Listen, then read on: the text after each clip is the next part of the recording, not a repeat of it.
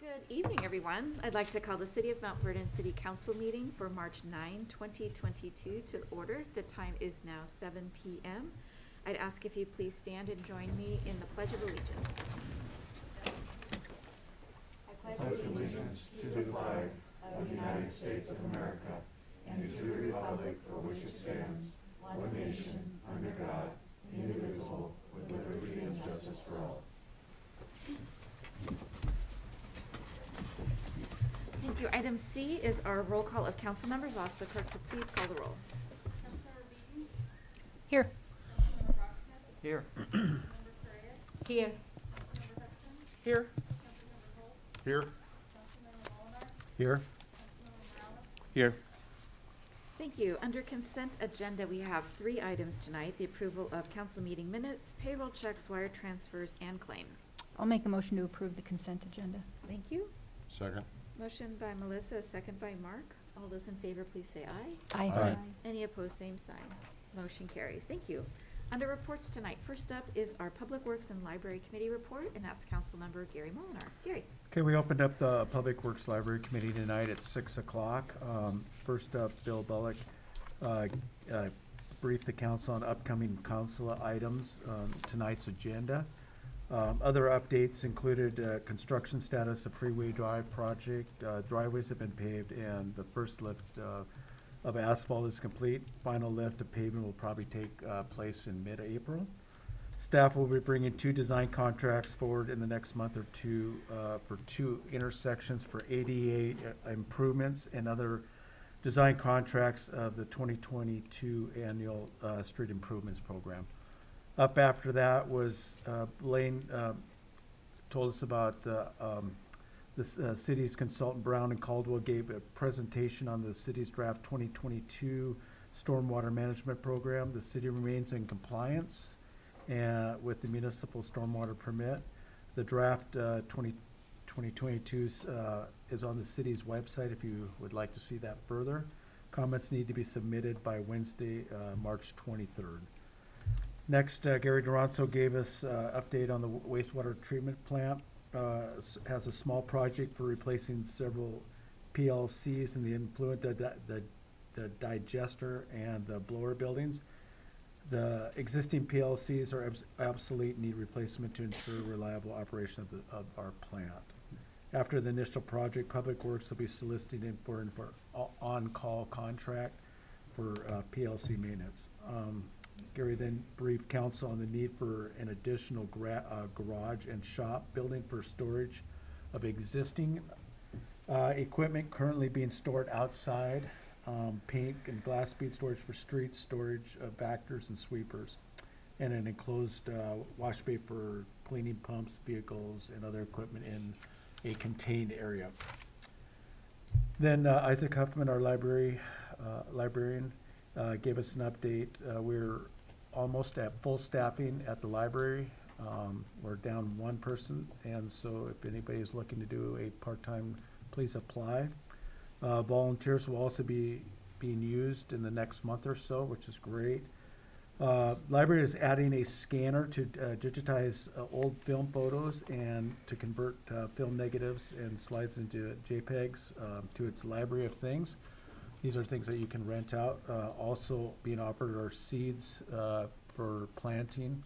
And then the general updates were provided and high storage time utilization, adjustment use patterns, and the next phases of outreach, which included 1,000 students in the school district getting library cards.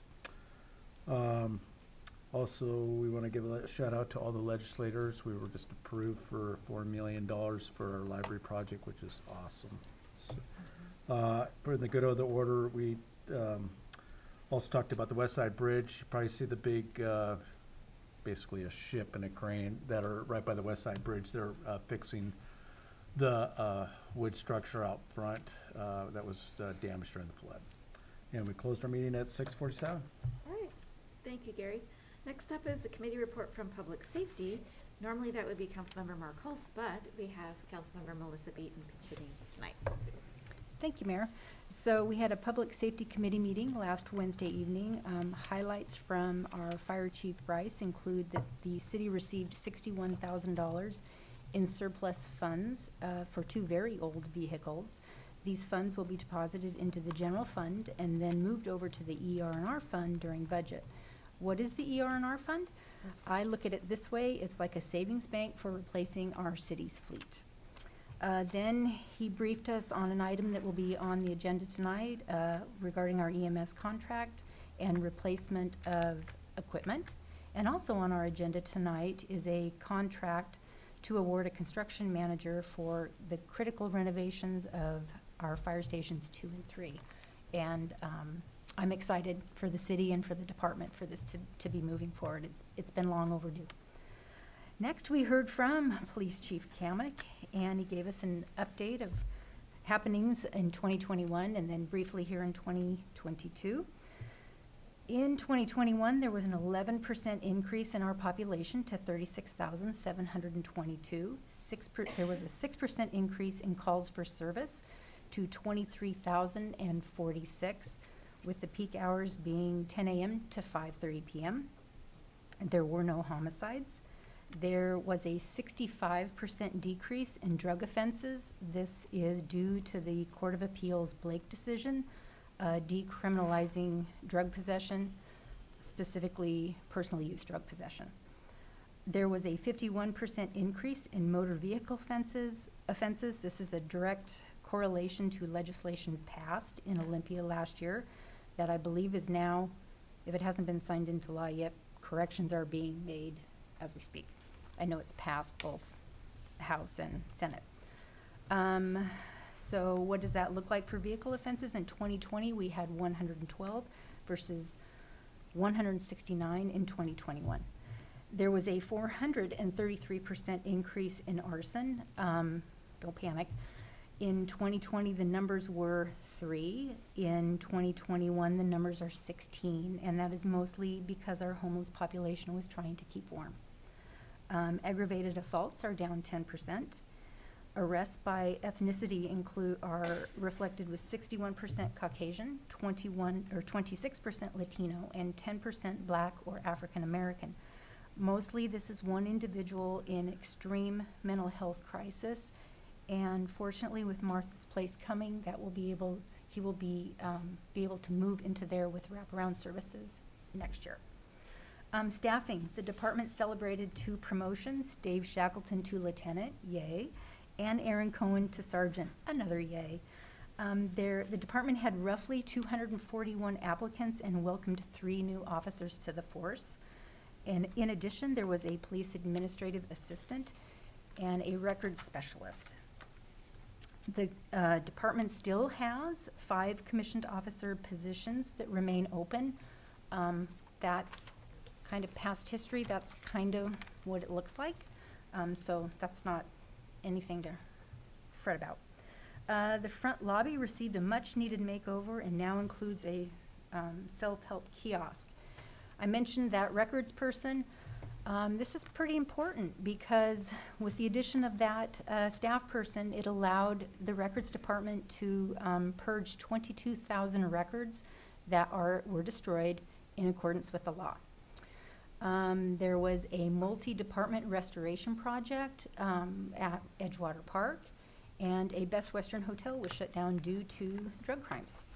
In 2022, two months in, calls for service were up 17.5%. Eluding skyrocketed. In 2020, there were 9. In 2021, there were 16. And in 2022, there were 16. That's 2 months into the year. This is directly attributed to poorly passed legislation. Theft of vehicle parts is up 733%. There were 3 in 2021 and 25 in the first 2 months of the year. Council then continued its discussion on HB 1406 and 1590 funding. 1406 is a rebate from the state for taxpayer dollars, sales tax dollars that are paid.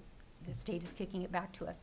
Future funds will be directed to the Martha's Place County Catholic Housing for operational costs. But because Martha's Place is not up and running, these current funds, approximately $120,000, can be used to fund affordable housing for those making 60% or less of the AMI. So those conversations continue. Also, the collection of 1590 funds. This is the first of its kind for a city of our size. Council passed unanimously a 2%, 0.02% sales tax, 0.2% sales tax, which will bring in approximately $800,000, requiring 60% used toward construction of affordable housing or facilities that provide housing-related services, constructing mental health and behavioral health-related facilities, and things of that nature. The remainder of the monies, there's 40% left over, is collected and should be used for the operation, delivery, and evaluation of mental and behavioral health treatment programs and services or housing-related services. This funding is being used in our police department for its integrated outreach program. This council chose not to defund our police. We chose to give them the funds that they need to do their jobs compassionately and expertly. So, what are we doing with those funds? The department is hiring 4 social workers to assist the city with the new program. The acronym is LEAD, which is Law Enforcement Assisted Diversion, and also Integrated Outreach Services for those folks most in need. Our discussions will continue, and somewhere late in the evening, our meeting adjourned after 8:30 p.m. Thanks. All right, item B tonight is our community comments. So first up is a review of any emails from the public that were sent in to a specified council address. So I'll ask Peter Donovan if there were any emails to read. Thank you, Mayor. Good evening, Council. Yes, there were. Council, you received a lot of letters about butterflies in the last couple of weeks. A lot of letters. A butterfly fan might say you received a kaleidoscope of butterfly letters. Or a rabble. I had to look those up, but that's what you call a group of butterflies. Anyway, here's what they wrote. It was sort of a form letter and the same message sent to you, so a number of ways. So we're going to read one of those letters and attribute everyone's names to this letter after. It reads like this: Dear Municipal Leader, I am writing to encourage you to take the National Wildlife Federation's Mayor Monarch Pledge and join a national coalition of mayors and heads of local and tribal government recognized across the U.S. for their efforts to sustain the monarch butterfly population for generations to come. The Mayor's Monarch Pledge is currently accepting pledges until March 31st this year, and I hope you will consider joining. With our nation's monarch butterfly populations dwindling, you have the opportunity to unite our community around conservation efforts for this imperiled pollinator. Since 2015, the more than 1,000 Mayor's Monarch Pledge signatories have engaged 8 million people and restored or enhanced more than 8,000 acres of habitat. When you sign the Mayor's Monarch Pledge, you get access to a proven framework intended to support efforts in our community to restore and enhance habitat for monarchs and other wildlife right here where people live, work, learn, play, and worship. To implement the Mayor's Monarch Pledge in our community, the program involves 3 main steps. 1, a mayor or head of other local government takes the online pledge between December 1st and March 31st each year and selects at least 3 monarch conservation action items out of the 30 that the community will work on. Number 2, initiate the specified actions the community selected throughout the year. 3, track and report your progress by submitting an annual report by December 1st. Learn more about the pledge and how you can chart our community's path to become monarch champions by visiting www.nwf.org/Mayor's Monarch Pledge. Thank you for helping to save monarch butterflies. Monarchs are a magical part of childhood for those lucky enough to experience their beauty. We must protect and preserve them now. And these letters were sent by Chris Kripika, I'm sorry if I mispronounced your name, also Bob Gillespie and Norm Conrad sent letters. Thank you, Peter. Sure. Item 2 tonight is our public comments for folks who are here with us. So if you would like to make a comment, you're welcome to come forward. I will say that there is a few public testimony and public hearings farther down the docket. So if you happen to be here for that, have you wait. Want to hear for public comment tonight? Okay, we will move on.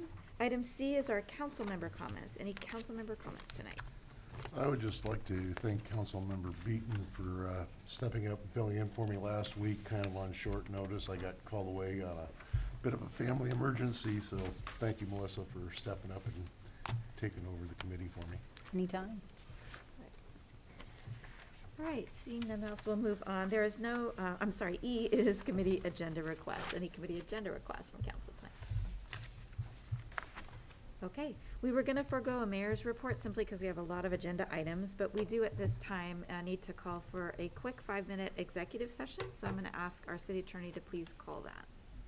Thank you, Mayor. The City Council will now meet in executive session for a period of 5 minutes to discuss issues related to collective bargaining session planning, or adopting strategy or position related to collective bargaining, and to effect the Open Meetings Act pursuant to Section 4230, 140 subsection 4. Then we'll reconvene our regular session. All right, so we'll be adjourned into executive session at 7:17. For those of you that are here, just hang out. We'll be right back.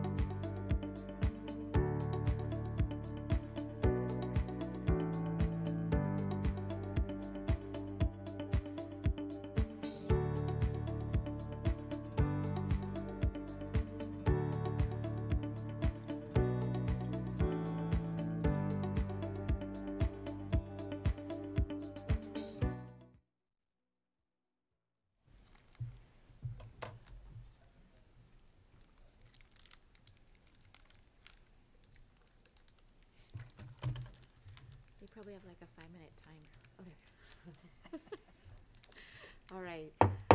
It is 7:22. We are back in regular session, and we're going to now proceed with our agenda tonight. So there is no unfinished business. We're going to go right into new business. Item A is the Tulip Festival poster presentation, always a nice annual event. I'm going to introduce Peter Donovan to kick off this item.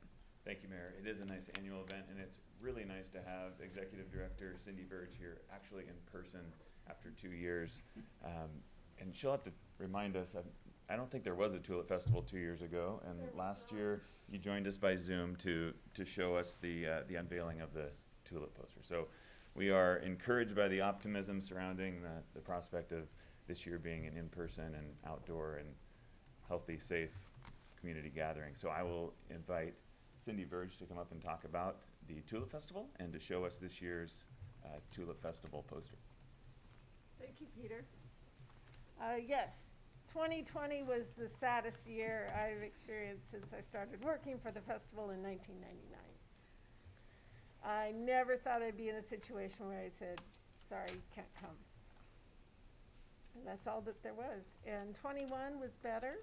We had some people, we were able to do some outdoor things. But this year, we're almost all the way back. Kiwanis Salmon Barbecue is happening. Tulip basketball tournament's happening, the Tulip parade's happening, the street fair is happening, Woodfest is happening, and the Tulip pedal bike ride is happening, plus some other things. So it's really exciting. Unfortunately, when we made our decision to have our gala and our kickoff, we had to go virtual because we had to make that decision in December and January. And there was no way we could say we could bring 200 people in a room together and have a party. And so we will be doing that virtual on March 31st, and we hope some of you join us because it's going to be a good lineup, and I think you'll enjoy the entertainment, and if you decide, there's dinner at Calico that you can get as well. So with that, I also want to thank you all for getting the Tulip stack refurbished. It is beautiful. And I posted about 4 o'clock this afternoon pictures of the Tulip stack getting painted. 5,650 people it reached in Facebook in 2 hours. So people are enthusiastic. To give you an idea, about 3 or 4 days ago, I shared a Rosengard post about daffodils and snow. And those garnered 22,796 views. And those weren't even tulips blooming yet. So I think folks are anxious. They want to get out. They want to do something fun. And I think it's going to be a banner year for the Tulip Festival. And I'm very, very excited. You all have brochures, and I handed it out to the audience here as well. We have more in our office. And again, we get funding from the Hotel Motel grant program from the city of Mount Vernon to put these out. We printed 180,000 of these. And they're all on their way all over the state of Washington, and we will be distributing up in British Columbia, and we'll be on the ferry boats, and so that's a really good thing as well. Last year we cut that number in half because we knew that there wasn't going to be the demand for them, but this year they've been flying out the door. So we're very excited about that. And the handy dandy part for everyone in the middle of this is a map. It shows where the tulip fields are, it shows where the events and activities are, and it's something that people really use and like. And with that, is there any questions before we move on to the poster presentation? Cindy, I agree with you. I think we're in for quite a number of visitors, kind of back to the city hosting so many people. And so reminding folks that this is a good thing. This is economy driven. It's beauty. Yes. Might be a little inconvenient with some traffic, but let's everyone be patient and welcoming as we open back up. So. And I found that most of our visitors that are coming are very accommodating as well. And really, they're just excited to be here. And then they go home. Mm-hmm. And they leave us with our nice, small little town, and we can go on with our business. And that's really nice. Great. So without much further ado, I would like to present to the city. Closer. Our artist this year is Jack Gunter. Oh, sweet. And Jack has created just a very delightful poster that he described as wanting to, let's see, I don't know where the camera is. But he wanted to capture the joy of the tulips. And that's why he put the little girls in the middle twirling.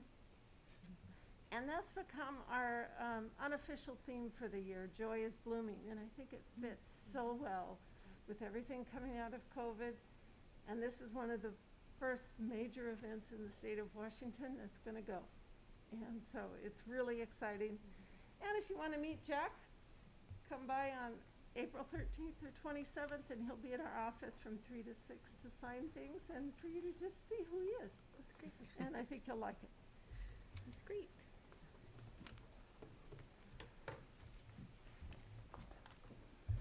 And Peter, could I get you to play photographer? Mine's open too. We're gonna stand here. If council wants to join us for a group chat, we'll get Cindy and the picture and the photographers here.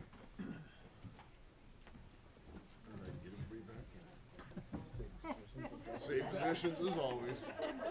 Iris up front.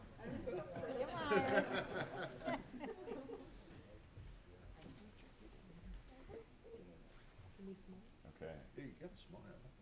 1, 2, 3. Cheese. One more.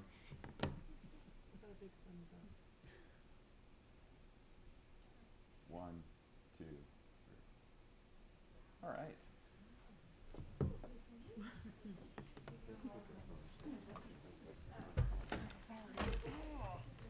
Thank you. I hit it.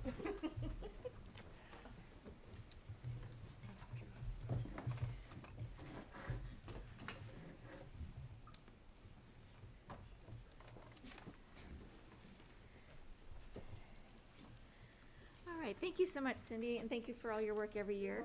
We're excited to move into that season in April, so awesome. All right, next up, we have item B. It's the appointment to the library board.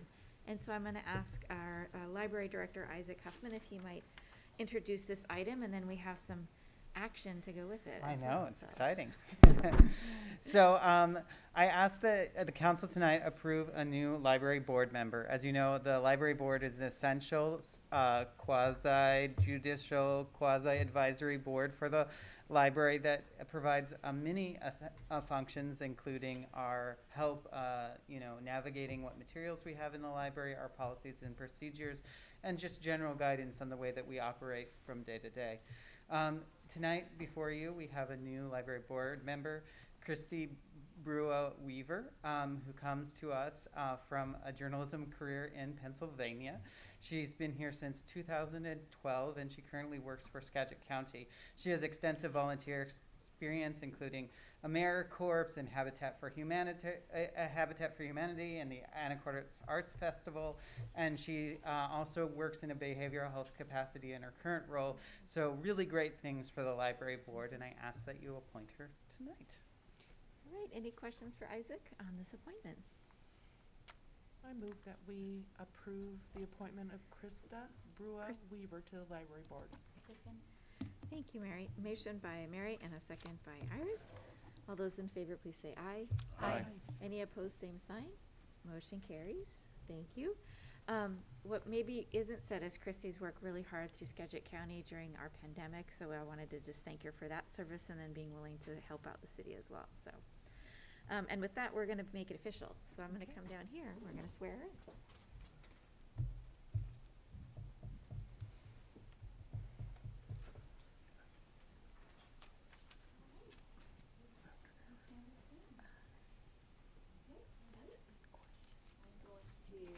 Have you repeat after me. Raise your right hand. I, and state your name, I, Christy Weaver, do solemnly swear do solemnly swear that I will support the Constitution of the United States that I will support the Constitution of the United States and the Constitution and laws and the Constitution and laws of the state of Washington, of the state of Washington, and that I will faithfully and impartially and that I will faithfully and impartially perform and discharge the duties of Mount Vernon Library Board Trustee Mount Vernon Library Board Trustee for the City of Mount Vernon, for the City of Mount Vernon, County of Skagit, County of Skagit, State of Washington, State of Washington, according to law, to to the best of my ability and understanding. the best of my ability and understanding. Congratulations. Thank you so much. Thank you. All right.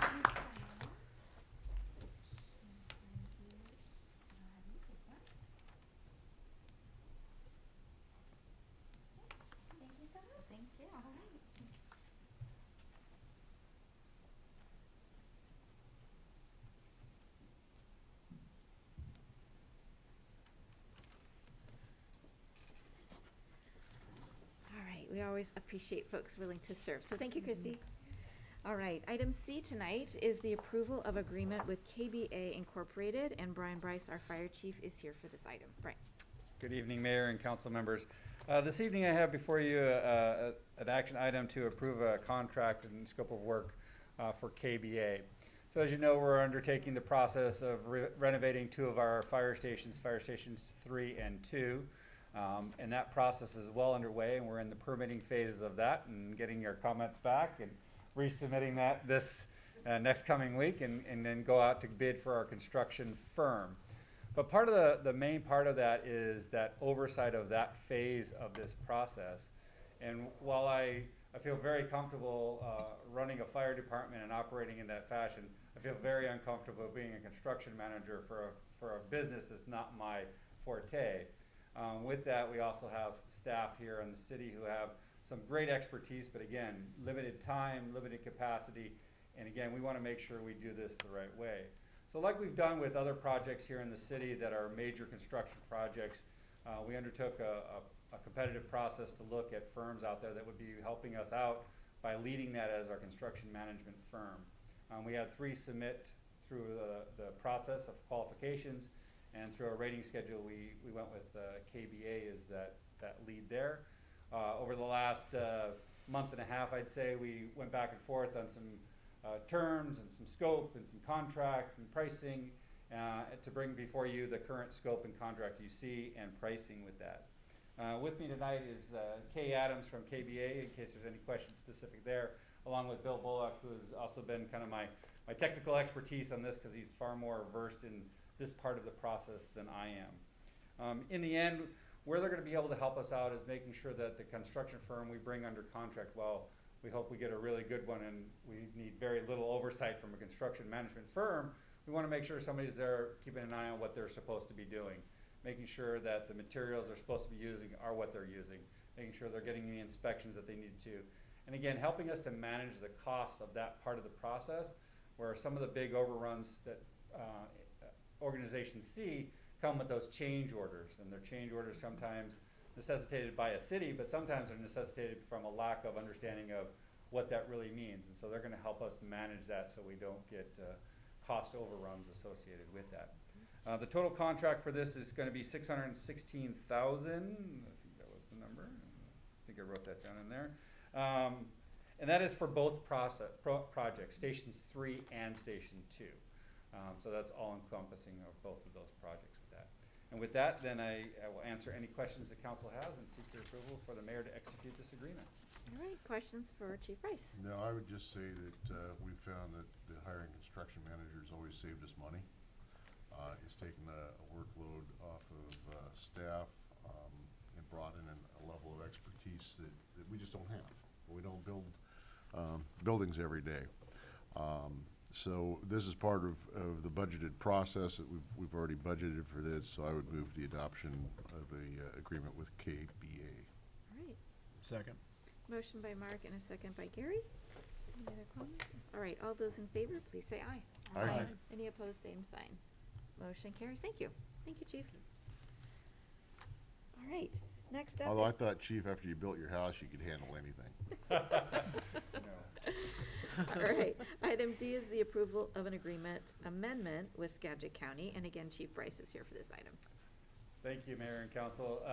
Before you is a pretty simple agreement with the county So when we entered into doing the ambulance transport contract back in 2019 with Skagit County, there was a scope of work. There was also some pieces in there of equipment that from the old Central Valley Ambulance Authority that were transitioned over to the various cities that took on that piece of it. Over the course of the last 3 years, we've continued to work, and in our contract, it was called out that we were responsible for providing the equipment necessary to perform these functions. We also had a really good working relationship with the county that if there was things that were added on behalf of the medical program director that they wanted specifically, we were able to work with them for how that was going to be funded for the new implementation of that. This is one of those type items. The technical term for this is a video laryngoscope. The basic common things is it's a video little camera that goes down and looks down your throat, and it's how the paramedics will stick a tube into somebody's lungs to help them breathe when they need it. Again, the county was very willing to help us, help all the agencies with the initial funding for this piece of equipment so we could have adequate supplies right off of the get-go and not have a big hit to our budget associated with something that we weren't planning for. With that, the county had to have a way to transition that from their funds and accounting over to the city, and that's what this amendment is doing. We'll get 8 of those pieces of equipment, not to exceed $17,000 worth of cost. And with that, I seek your approval for the amendment to the EMS contract. All right, questions for Chief Price on this one? I'll make a motion that council authorize the mayor to enter into amendment number 2 of our EMS contract. I'll second the motion. All right, thank you. Motion by Melissa and a second by Juan. All those in favor, please say aye. Aye. Any opposed, same sign. Motion carries. Thank you. Thank you. Thank you, Chief. All right, item E tonight is an authorized to purchase. Wait, I think I got, oh yes, okay. Authorized to purchase. This is for our Hoag LaVenture intersection improvement signal pole. And our city engineer, Bill Bullock, is here. Bill? Good evening, Mayor and Council. So, I'll just read this into the record. So staff recommends purchasing poles and mast arms designed for the Hoag LaVenture Signal Project through the Washington State purchasing contract supplied by Valmont Industries. Transpo has completed the 60% design phase, which will signalize this intersection and protect with protected left turn lanes, eliminate the sidewalk gaps leading to the intersection, upgrade all of the ADA ramps and approaches, and rehabilitate the pavement. Public Works is proposing to purchase the signal pole and mast arms at this stage in the process and has received a quote for the components through the Washington State purchasing contract from Valmont Industries. The manufacture of the signal poles is a long lead item, estimated 14 to 16 weeks, which is 3 to 4 months, and could extend to 20 weeks if the market conditions impact the change. This extended lead time would substantially impact the project schedule if the poles were not ordered until the project was bid for construction, anticipated in July, making the project completion highly unlikely before the end of 2022. Ordering the poles from the state contract at this time will allow for the pole delivery as the project begins and not risk the associated delays to the project. A recommendation is a motion to authorize the purchase of the poles and mast arms for the Hoag LaVenture Road Signal Project through the Washington State purchasing contract supplied by Valmont Industries in the amount of $67,824. Any Alright. questions? Questions for Bill on this? Make a motion to purchase poles and mast arms for Hoag LaVenture Signal Project with Valmont Industries for $67,824. Thank you. I'll second the motion. Motion by Gary and a second by Juan. All those in favor, please say aye. Aye. Any opposed, same sign. Motion carries. Thank you. And just thank you also to our staff for thinking ahead Yeah. so that we don't have to be waiting and we might even get a better price right now. So thank you, Bill, for that. All right, item F tonight is an approval of an agreement with OAC Services. And again, Bill, it has this item. Bill. Thank you. I'll read this into the record as well. Staff recommends entering into a professional services agreement with OAC Services to provide construction management services for the Library Commons project. The Mount Vernon Library's Common project consists of a new public library and community center below 3 floors of structured parking, approximately 300 spaces. The library and community center space will be approximately 30,000 square feet, and the structured parking area will be approximately 125,000 square feet. The project will incorporate sustainable strategies to reduce the overall carbon footprint, promote environmental and healthy materials, and encourage sustainable transportation options, which include a substantial number of EV parking stations.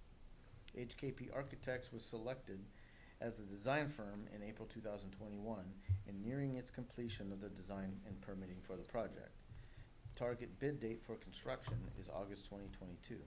The city is now preparing to bring construction management services under contract for the library project to provide the final constructability input and into the final design and provide the required construction management services such as on-site inspection and progress tracking.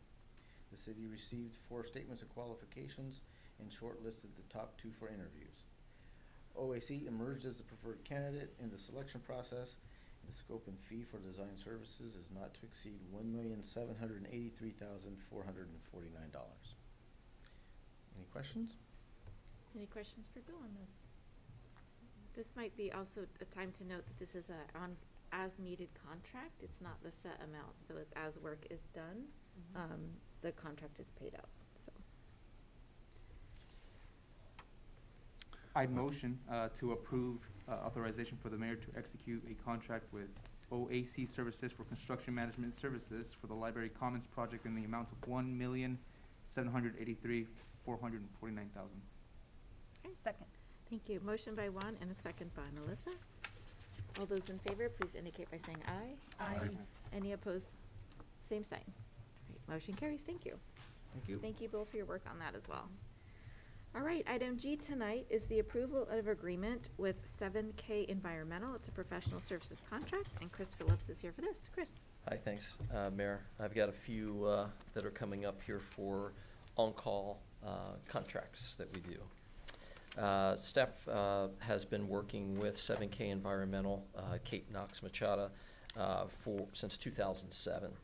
The department has had 7K Environmental under contract to complete a variety of type of work as it relates to environmental services.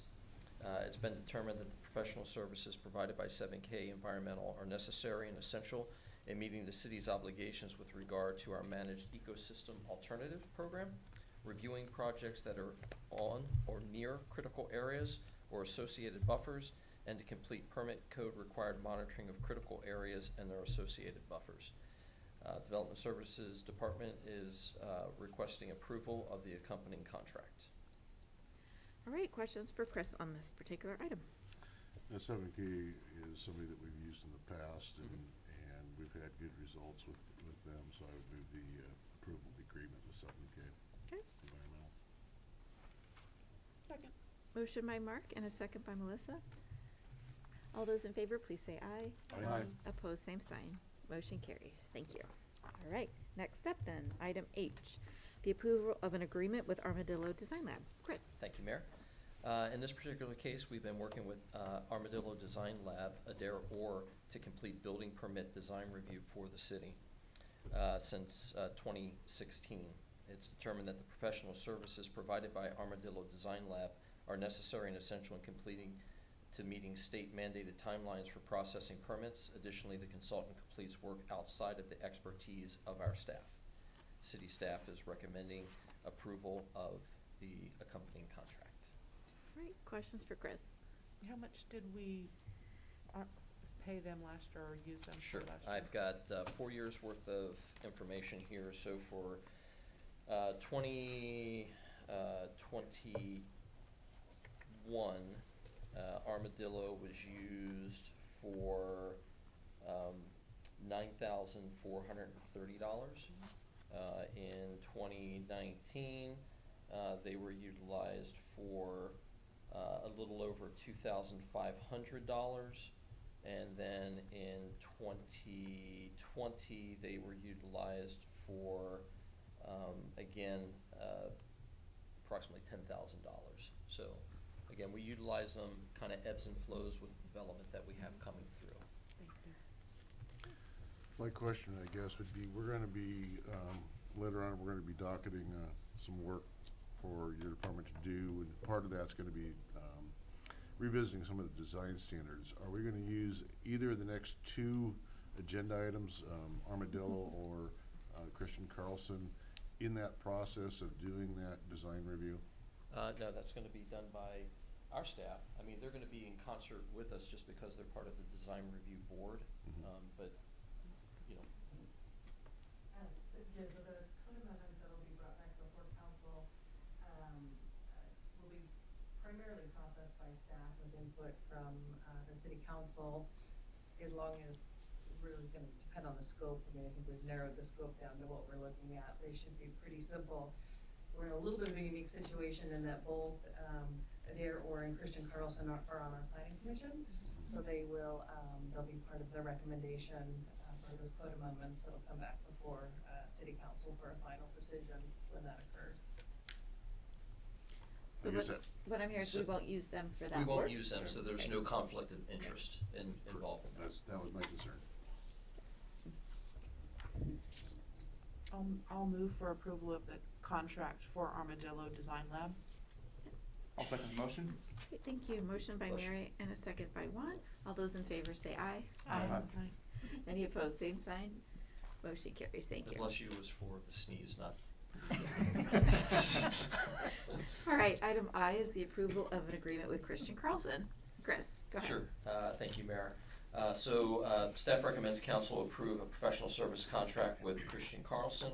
The department has been using Mr. Carlson under contract to complete a variety of type of work as it relates to multifamily projects and many projects located within the historic downtown and surrounding areas. It's been determined that the professional services provided by Mr. Carlson are necessary and essential in completing and meeting state mandated timelines for processing permits, and because Mr. Carlson provides services that are outside the scope of our staff's expertise, city staff is recommending approval of the accompanying contract.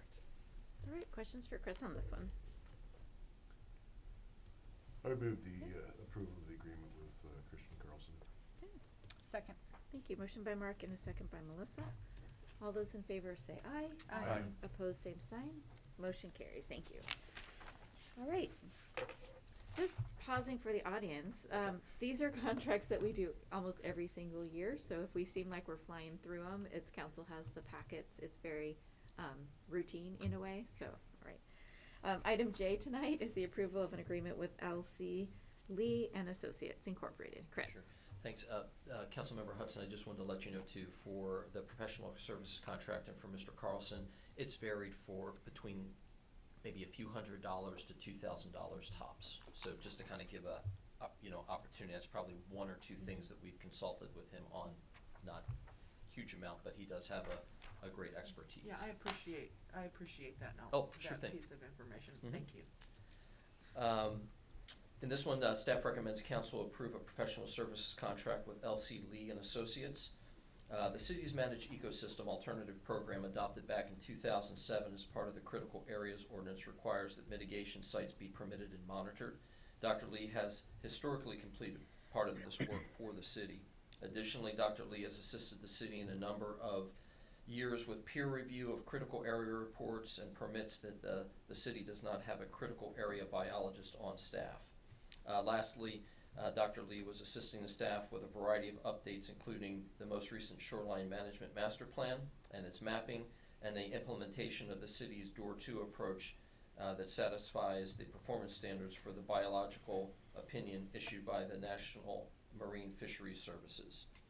It's been determined that the professional services provided by Dr. Lee and Associates are necessary and essential in meeting the city's obligation in regard to our managed ecosystem alternative program and implementation of the NMFS's biological opinion.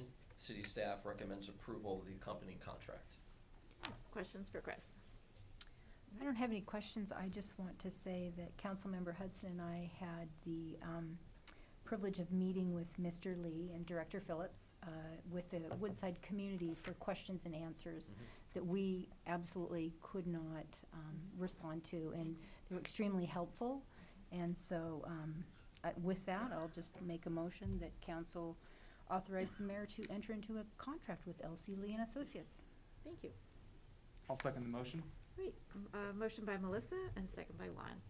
All those in favor, please say aye. Aye. Any opposed, same sign. Motion carries. Thank you. All right. Item K tonight, approval of an agreement with Olbrechts and Associates. And again, Chris Phillips. All right, thank you, Mayor. Staff recommends council approval of a professional service contract with Olbrechts and Associates. The attached contract is for professional services provided by Olbrechts and Associates to complete all on-call hearing examiner services. The city has a number of different permits that require recommendations or approval by a hearing examiner. Mount Vernon Municipal Code Chapter 2.34 hearing examiner outlines the creation, appointment, and qualifications and other pertinent information with regard to the work of a hearing examiner, which is completed by the city. The department has been working with Olbrecht and Associates since 2018, and city staff recommends approval of the accompanying contract. Okay. Questions for Chris? I'd move to approve professional services provided by Albrecht and Associates. Thank you. I'll second the motion. Thank you. Motion by Gary and a second by Juan. All those in favor, please say aye. Aye. Any opposed, same sign. Motion carries. Thank you. Item L is the approval of an agreement with Pacific Surveying and Engineering Incorporated. Chris? Thank you, Mayor. Staff recommends council approval of a professional services contract with Pacific Surveying and Engineering. The attached contract is for professional services provided by PSE to complete engineering plan review, inspections, surveying, engineering, and related services for the city. Due to the workload demand, staff recommends approval of the professional services agreement with PSE on an as-needed basis to maintain efficient and timely review. The department has had PSE under contract since 2018, and city staff recommends or seeks the approval of council approval of the accompanying contract. All right. Any questions? I'd move the adoption of the agreement with Pacific Surveying and Engineering. Thank you. I'll second the motion. Thank you. Motion by Mark, second by Juan. All those in favor, please say aye. Aye. Any opposed, same sign. Motion carries. Thank you. Item M tonight is an approval of agreement with Transportation Solutions Incorporated. Chris? Thank you, Mayor.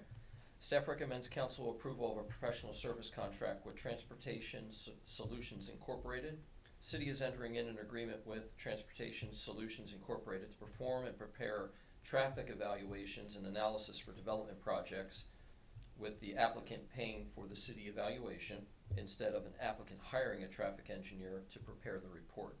In addition to the traffic-specific reviews, TSI assists the city with other needed services such as traffic counts, intersection studies, cost estimates, and other services related to the city's transportation network on a task order basis. TSI also has our model that was part of the comp plan back in 2016. So any new construction, residential or commercial, is integrated into this particular model. City staff recommends approval of the accompanying contract. All right. Questions for Chris on this one? I'd move for approval of the professional services contract with TSI. Thank you. Second. Thank you. Motion by Mary and a second by Artis. All those in favor, please say aye. Aye. Any opposed, same sign. Motion carries. Thank you. All right. Item N, the approval of an agreement with Urban Forestry Services. Chris? Thank you, Mayor.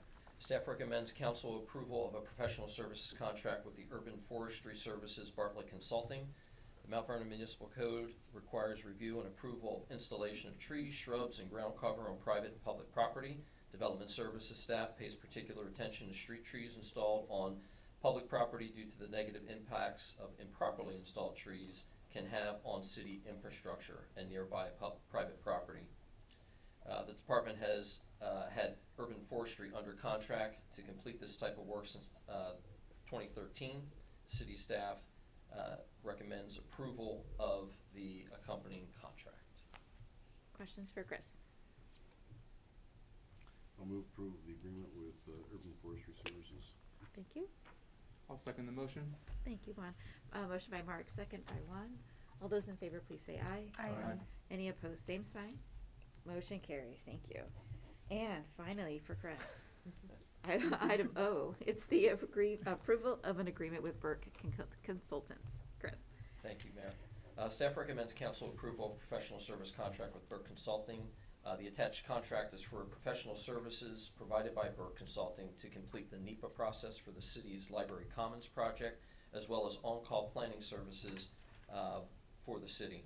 The Library Commons project is required to complete the NEPA process, which is outside the scope of the professional expertise of city staff. Due to workload demand, staff could have other projects that would benefit from Burke consulting and assistance to city staff. City staff is seeking the approval of the accompanying contract. All right, questions for Chris on this one? Move to approve professional service contract with Burke Consulting. Thank you. I'll second the motion. Thank you, Juan. Motion by Gary, second by Juan. All those in favor, please say aye. Aye. Any opposed, same sign. All right, thank you, Mayor. Motion carries. Thanks, Thank you, Council. Chris. All right, now we get to some meaty stuff. Item P is a public hearing regarding traffic concurrency approval for Skagit Regional Health Medical Office. This is a closed record hearing, and so I will ask Rebecca Lowell, our senior planner, to walk us through. Rebecca. Thank you, Mayor. Good evening, Council. So, the first agenda item I have for you this evening, as the Mayor stated, is for a new medical office building. This building will be a 60,000 square foot building that will house outpatient medical services. There will be 161 parking spaces, landscaping improvements that will also be constructed with the building. I'll show you a map here in just a moment, but there will be 5 single-family residential structures, 1 duplex, and 4 commercial structures that will be demolished to make way for the new 3-story structure and parking and landscaping improvements that will be made. And this is a project with a construction cost in last year's dollars of approximately $35 million. So this has been a great project, exciting to get this moved on and hopefully approved.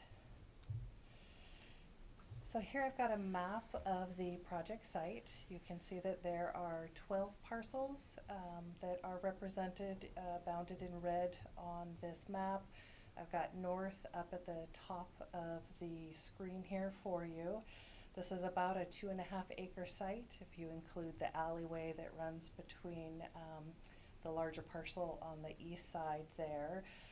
These parcels, as you can see, have got East Division to the north and East Carpenter to the south, and east-west are bound by South 13th and South 11th, and are really, when I think about it, is just immediately to the west of the existing Skagit Valley Hospital campus here in Mount Vernon. Just to give you an idea of what this looks like from an aerial, the same area is bounded in red. But here you can see the 1 duplex, the 4 single-family structures, and the 4 commercial buildings that will be demolished. North is also up towards the top of the screen on this map. And immediately to the east of where the new building will be, you'll see the Skagit Regional Center and just a little bit of the hospital you can see at the bottom of the screen there. So, good-sized project. Located in our healthcare development district. Because this project results in more than 75 peak hour traffic trips, and peak hour is between 4 and 6 p.m. here in the city, that requires a process that we get triggered every now and again. You see these maybe once every other year or so. When we have that number of trips, that means that we have a open record public hearing before our hearing examiner, who makes a recommendation to City Council, and then staff brings that recommendation before you in a closed record public hearing, of course, which is why we're here this evening. That open record public hearing was held on January 31st of this year, and the hearing examiner did recommend approval with a number of conditions that are represented in the resolution that's before City Council this evening. So as I said, the resolution that you have in your packets does contain the hearing examiner's recommended conditions of approval, which by and large, with but a few different, a few additions that the hearing examiner put in there really mirror what staff's recommendation to the hearing examiner was. So with that, staff is requesting approval of the resolution that is before council. And I thought I would note, just because this is a closed record hearing, we do have two parties of record that would be eligible to testify this evening, which would be Mr. and Mrs. Stern. They did have a letter that's in the record. They did also speak at the hearing examiner's hearing. I'm not sure if they're here this evening, but as you've heard me say before, with the closed record hearing, there's no new evidence that can be submitted. They can reiterate comments they made before the hearing examiner. But that's the extent of what can be heard before council this evening. So with that, I'm happy to answer any questions. Questions for Rebecca before we open? Okay, it's quite an extensive packet for council, so. All right, with that, we will open the public record hearing. Again, this is a closed record public hearing. Do you have a list, or is it simply the start? It was just those two parties of record were the only two that could actually speak this evening. Okay, so is there anyone wishing to speak? Mr. and Mrs. Stern, do they happen to be here? Okay, seeing that there's no one here, I will close the closed record public hearing. And if there's questions or things to go over with Rebecca, of course she's here. This is considered a resolution, and that would be 1009. I would move the adoption of resolution 1009. Okay. I actually had just a couple comments. I don't know when you want. Sure. Let's do a motion by Mark and a second by Iris, and then questions. Go ahead. I just wanted to state that I understand the hospital's need to expand, but I also, I read through this entire packet, and I share the concerns. I understand also what the current code is, what the current law is, and what it allows, but I do share the concerns of the neighborhood. There was in one of the letters I did read that, you know, with it 60,000 square feet, 3 stories, probably 100 of those parking stalls will be for staff. And so I hear the concerns, and I hope that we could pass some code once it is built that parking in the area would have a 2-hour limit as opposed to allowing folks to park on the street all day. I just wanted to throw that out there. I share their concerns with this. Maybe Rebecca, do you mind talking about a little bit about the recommendations with the conditions that are part of this? Sure. So as Councilmember Beaton correctly stated, there was the one comment letter. There was speculation about how many staff would be there.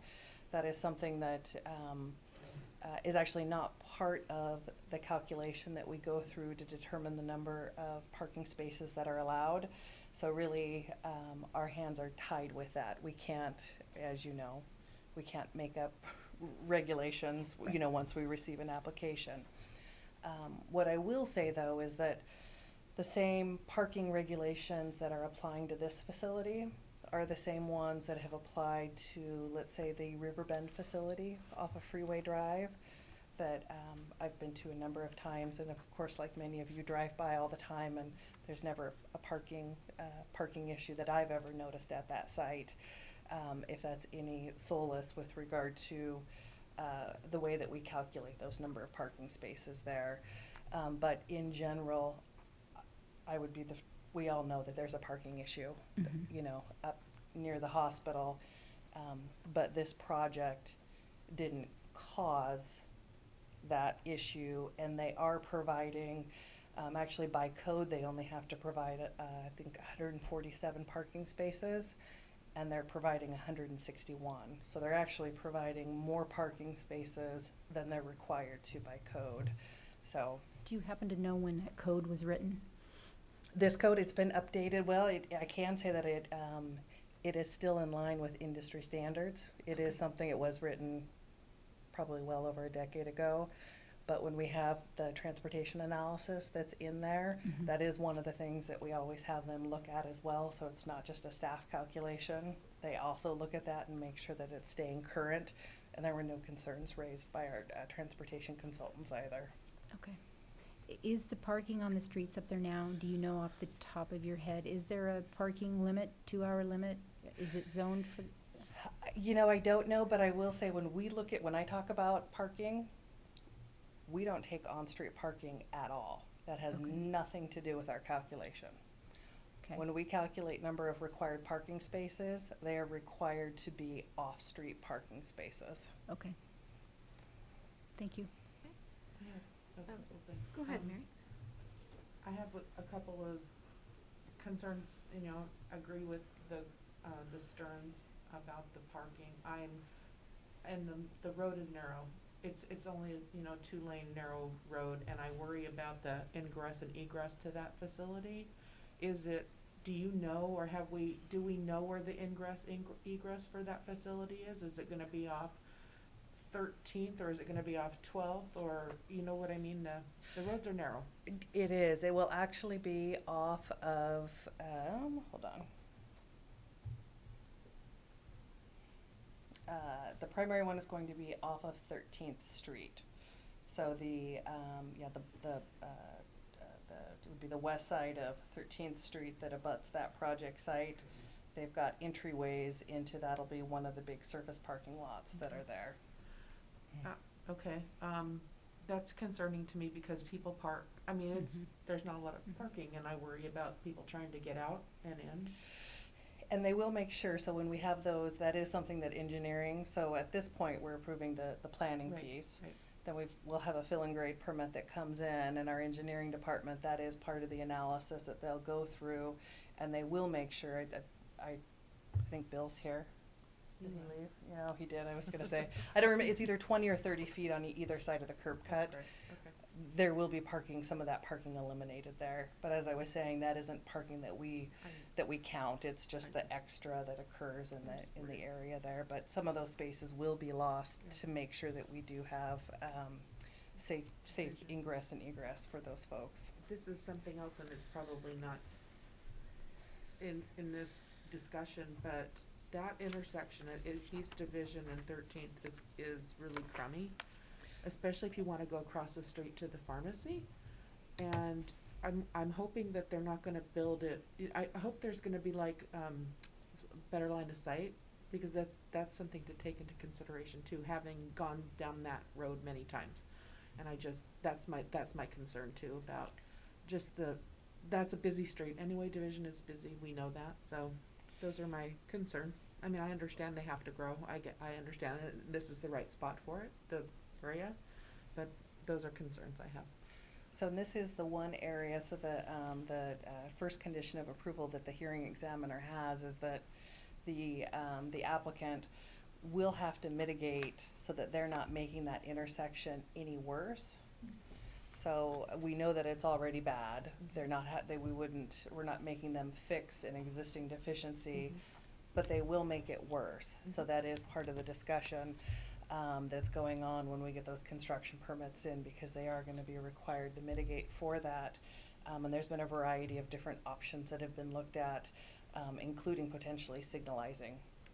That intersection is something that Bill Bullock in our Public Works Department is looking at. So, and not that the applicant would have to pay for all of that, but they would potentially pay their pro rata share of that new signal there. Okay. So. And I will just say that is correct. So we have met with the applicant. They are going to be, we've provided them a cost estimate. They are going to be contributing approximately with 25 to 30% to fix that particular intersection. There's a special line of accounting that would go into, so that it can the monies that are deposited there can only be spent on that particular intersection. And then as other development comes around there, or the level of service would continue to degrade, we'll be ready to act on that. Thank you. Yep. No, thank you. And then last question from me, just to clarify, this is a conditional approval, right? And then it's laid out in paragraphs 1 through 8 under the conditional approval for. Exactly. this So one, right? we're recommending approval subject to all of those conditions that are listed. So when we receive those construction permits, we'll be receiving additional materials, and we go through and make sure that each and every one of those conditions are satisfied before those construction permits are granted. Thank you. Mm-hmm. Thank you, Rebecca. Yep. This is one of those times where if you wonder what staff is so busy on, this has been in the works with staff in a very complicated process for almost a year now. And so, yeah, getting to figuring out how to make something work, but also protect the community can be complicated. So thank you for your work on this, Rebecca. All right, if there are no other questions, there is a motion and a second for Resolution 1009. All those in favor, please indicate by saying aye. Aye. Any opposed? Same sign. All right, motion carries. Thank you. Thank you, Rebecca. All right, item Q tonight is a public hearing regarding the 2022 Comprehensive Plan Docket. And I'm going to turn this over to Rebecca. Yes, thank you. So I'm going to quickly go through this slide just because I know you've seen it recently, and actually you see it once every year. Sometimes I change the colors or graphics, but the substance of it never changes. But I think it's a good background with regard to what we're doing here and why it is a little bit different than other processes that we go through. So this evening we're here to discuss the 2022 docket, as the mayor stated. This process is a little bit different because it's subject to the Growth Management Act, which has different requirements than when we're actually doing a project review. And when I say project review, I mean something like a subdivision or the application that we just saw for the concurrency. They're subject to very different state statutes, and we have different requirements for notification and how those items are processed. So with this particular type of process, we're talking about comprehensive plan amendments and code amendments really are the primary two that you see in there. And what the Growth Management Act requires is that, as you know, we have to have a 20-year comprehensive plan. Our last update was adopted in 2016. This docketing process is actually laid out in it's a Resolution 491 that was adopted many, many years ago. Which is different because if we flip over to the project side, we're actually looking at a Chapter 1405 of our municipal code actually dictates that versus Resolution 491. With the process we're looking at right now, what we're required to do is look at proposals once a year concurrently and really look at those cumulative effects. Code amendments are considered differently, so really what this is getting at are comprehensive plan amendments, making sure that we're doing those together so we can look at those impacts. But at the same time, it's a nice way that we get, our department gets I call it our legislative to-do list or our work program for the year. And we do try to group our code amendments to the extent we can because there is some efficiencies that we can receive with notifications to the different state agencies and processes when we group things together. So really, this is just a summary, same summary that I just provided.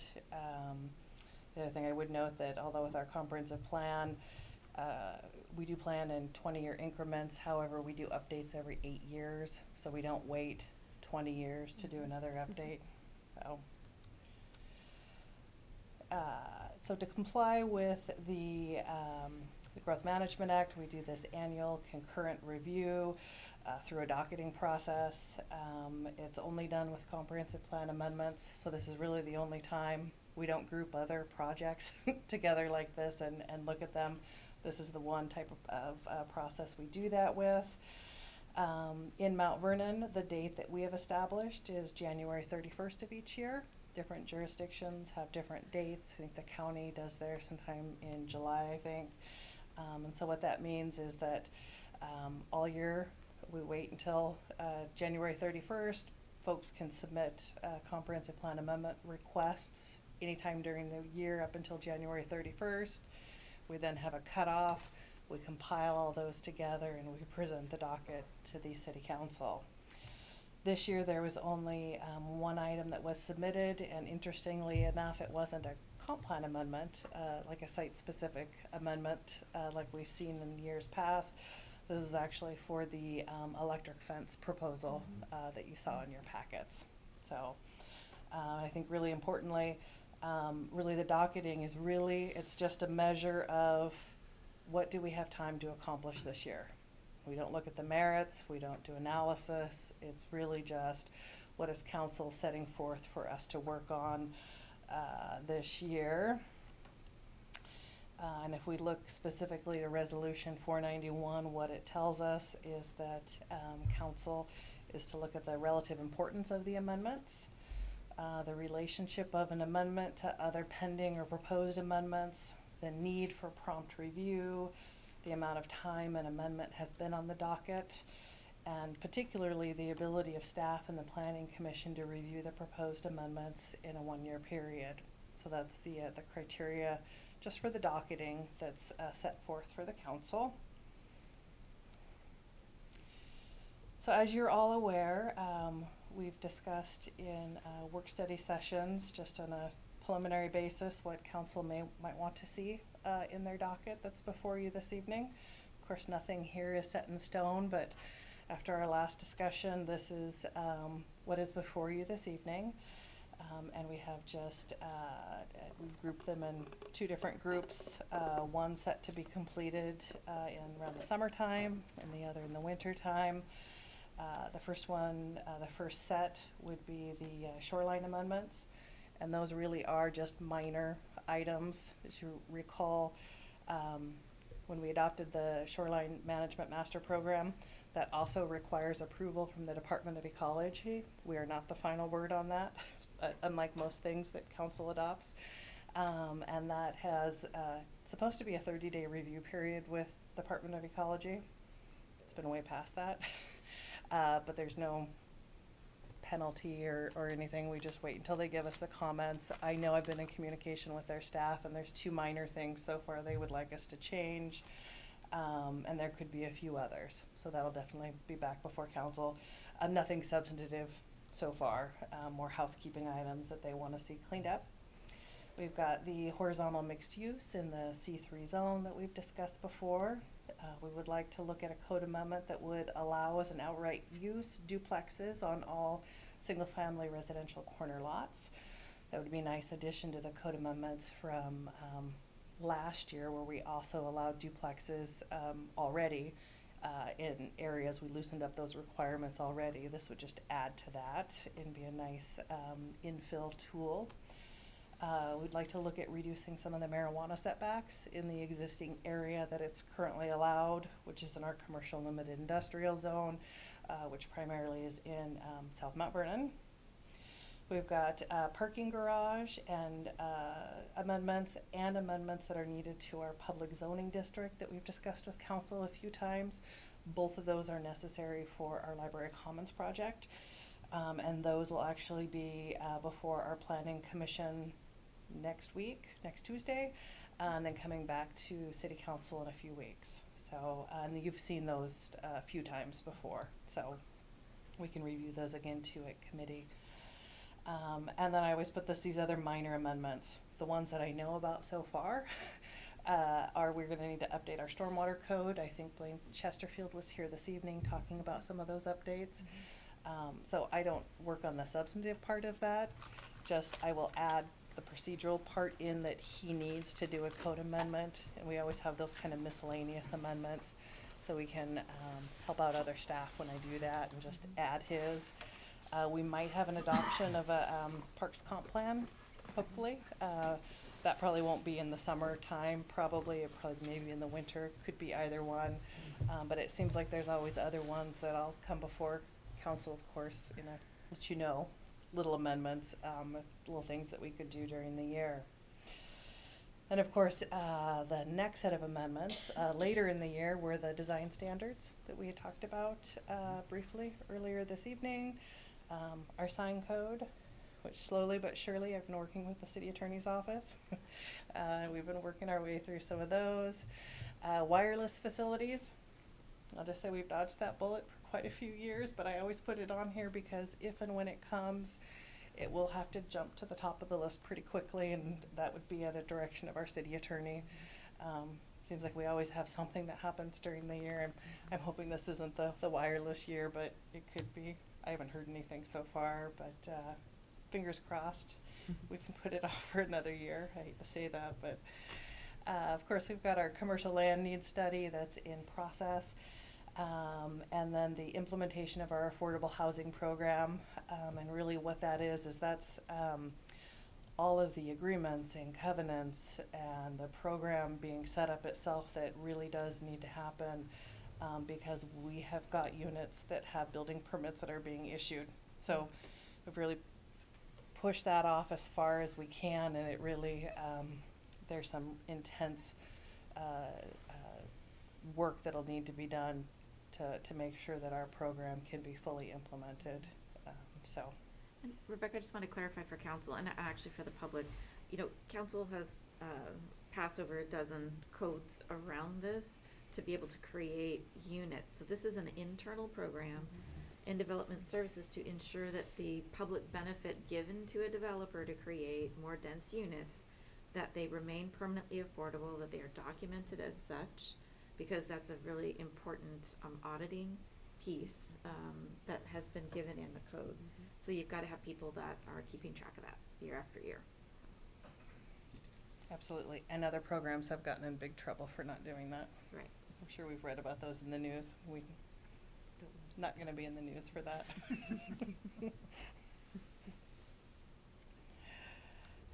So with that, I'm happy to answer any questions you may have about the docket. I think too, just in, Rebecca, what you may have not had in the slide there, we always add a little bit more in just in case. Yeah. And so there are a few things there that you'll see in your packet under the appendix A. So that's land clearing, park and fire impact fees, code amendments or sub-area plans, et cetera, needed as a result of the commercial lands need study. So there's just that little extra in case something happens and all of a sudden we have time. So, yeah. So I'd like to add that a lot of these items that you see on the docket, or on the proposed docket, came to us from the public. The public either contacted staff or council, and council's had discussions on whether or not to docket these items.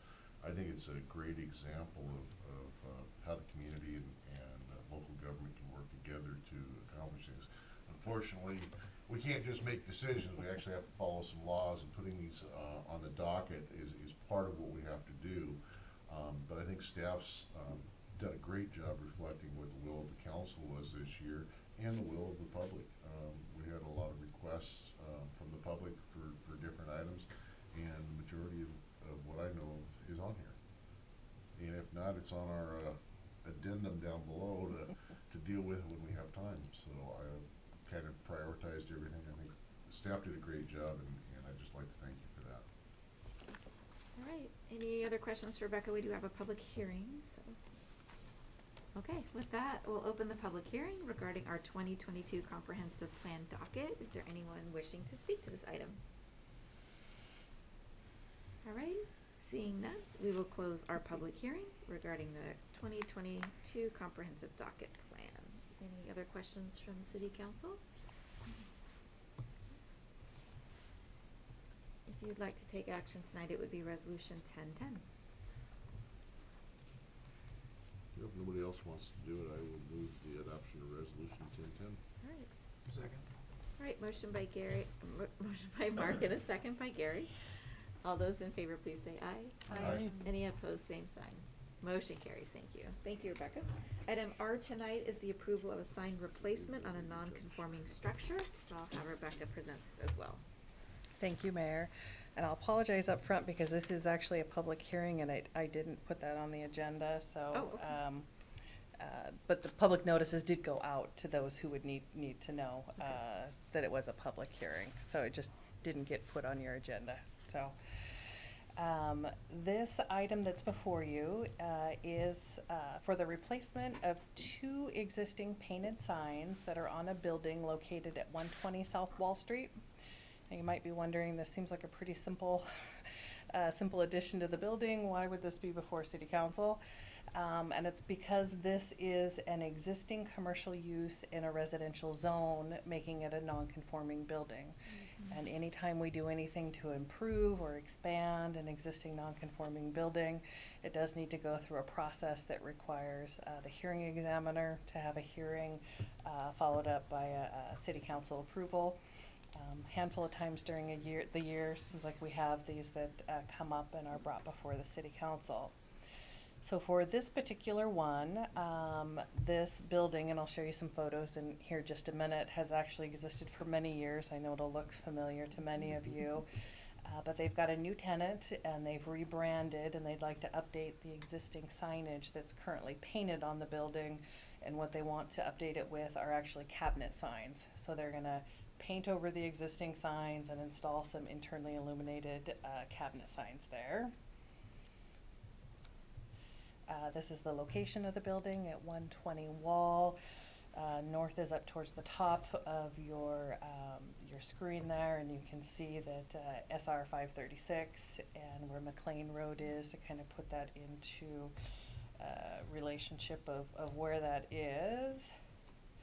And I think this is what I think we've all recognized this building here, and you can see in both of these photos, these are the existing signs that will be painted over and replaced with cabinet signs. So there was a public hearing before the hearing examiner on January 31st. The hearing examiner made a recommendation to approve to City Council, and staff is recommending that Council move to adopt the resolution that's in your packet that would authorize the installation of the 2 cabinet signs. All right, any questions for Rebecca before would this be a closed record public hearing? It would be. Okay. Any questions for Rebecca first? Okay. And then you have a list of people who don't? There was actually just the applicant, and they're not here, so I don't think there's Okay. anyone here to speak to it, but. Okay. With that, then procedure-wise, we'll open the closed record public hearing regarding this special permission to replace existing signs. Is there anyone who would like to speak? Seeing no applicant here, we'll close the closed record public hearing. All right. Any other questions for Rebecca? This would be a resolution. It would be Resolution 1011. I'll move for approval of resolution 1011. All right, thank you. Second. All right, motion by Mary and a second by Melissa. All those in favor, please indicate by saying aye. Aye. Any opposed, same sign. Motion carries. Thank you. All right, thank you. All right, thank you, Rebecca. Well, that was a record agenda, and that was pretty quick. All right. You did pretty good. Seeing that we have completed our regularly scheduled agenda items, I will ask our city attorney if there's a need for another executive session tonight. No. With that, then we'll be adjourned at 8:28.